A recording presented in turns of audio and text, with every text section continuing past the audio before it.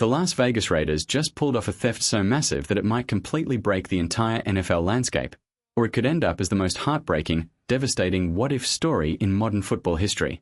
We are talking about a generational defensive mastermind who was locked in as an absolute top 10 lock on every credible draft board in the country until a terrifying, completely hidden medical red flag sent him crashing violently through the floor all the way into the 4th round. Now, after lighting up the turf and showing scary, explosive speed in off-season workouts, everyone is realizing the rest of the league messed up big time and handed Vegas a superstar on a silver platter. What really caused this insane, historic slide? How bad is that knee structure? And did the silver and black just steal a superstar CB1 for absolute pennies on the dollar? Every single draft cycle, we see a gold-jacket talent slide down the board, and usually, it's a massive disaster because of off-field issues, character red flags, or bad decisions. We all remember when superstar tackle Laremy Tunsil had that wild video drop on draft night, causing him to slide, but he turned out to be a clean, elite anchor in the pros. On the flip side, some guys drop because of medical red flags, like when dominant interior lineman Trey Smith tumbled deep into day 3 over health worries, only to become a multi-million-dollar blocking machine for Kansas City. It is a total gamble. Look at quarterback Michael Penix Jr., who had injury questions in college that followed him right into the league. You have to pray your medical team is right, because if you pass on a star, it haunts your franchise for a decade. Former coaches have openly admitted to screaming at their medical staffs to clear hidden gems, only to get denied while those players went on to sign $100 million deals elsewhere. Scouting isn't a perfect science, which is exactly why getting a shutdown corner at pick 101 feels like total robbery. Major sports media outlets had cornerback Jermod McCoy ranked as the number 11 overall player on their big boards. Let that sink in for a second. Getting a fringe top 10 player in the 4th round is how you flip a franchise overnight and change the culture of a locker room. The last time the team pulled off a defensive heist of this magnitude was way back when they secured Khalil Mack.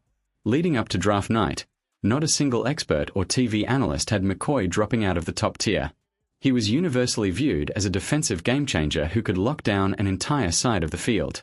But instead of going in the top 15, the front office weaponized their draft capital, traded up to the very first pick of the 4th round, and snatched him away before anyone else could react. This had nothing to do with football skill. It was purely a calculation of health versus elite reward.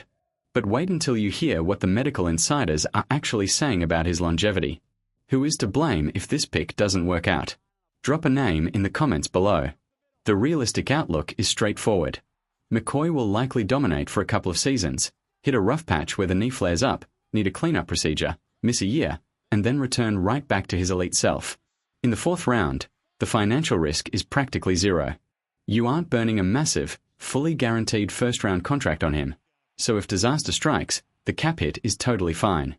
McCoy even admitted in his post-draft press conference that he fully trusts the organization to manage his career longevity, and is completely on board with their strategy. If this masterclass plan hits, it will be the defining moment for General Manager John Spytek and this front office. Because let's be real, it wasn't just a simple ligament tear.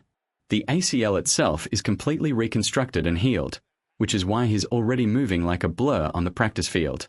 The true underlying horror for rival teams was his specific bone plug procedure and cartilage repair.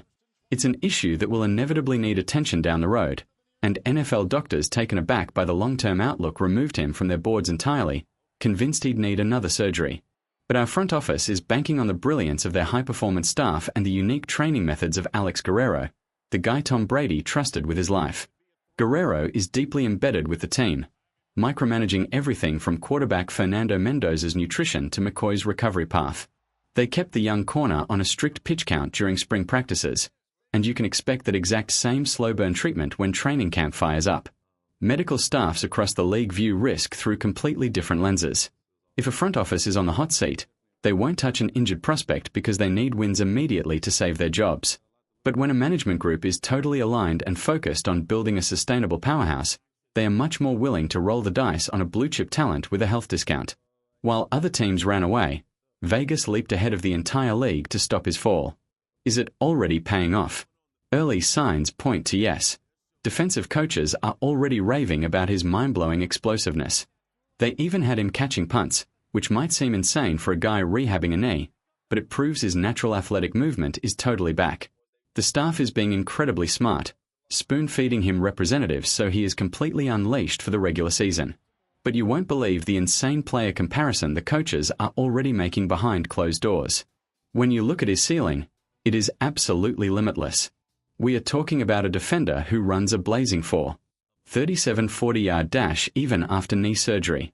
His fluid hips, physical tackling, and elite ball tracking skills are things you only see in the first round.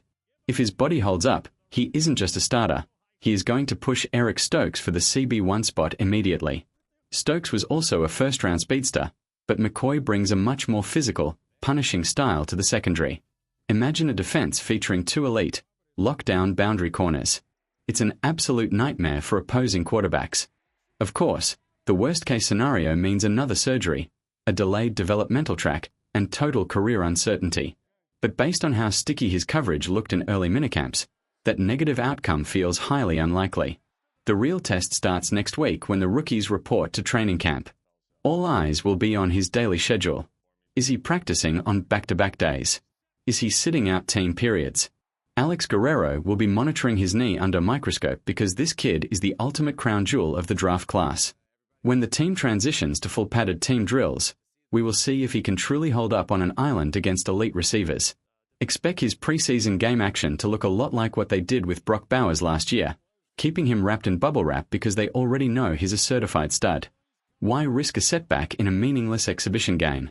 If you're wondering why a player would ever get a bone plug procedure in the first place, it's actually the gold standard for elite, young athletes because it perfectly replicates the natural strength of a healthy knee.